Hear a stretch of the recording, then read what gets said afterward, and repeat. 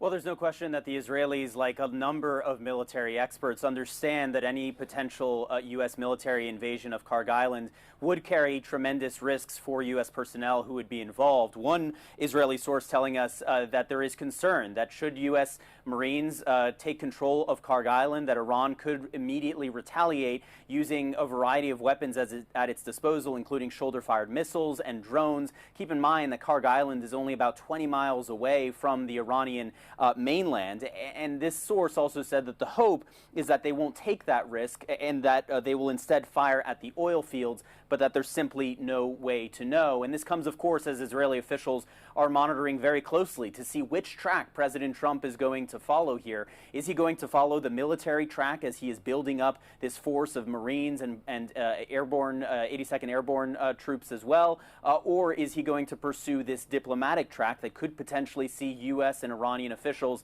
in Pakistan as early as this weekend to discuss a way out of a potential escalation of this war? I was speaking to an Israeli official tonight who made clear to me that, look, Israelis are prepared for all of the potential scenarios that President Trump is considering at this moment. They're clearly letting the United States stay in the driver's seat here as President Trump considers next steps. But there's no question that they feel like they haven't yet achieved all of their objectives, and they would very much like to continue this military campaign.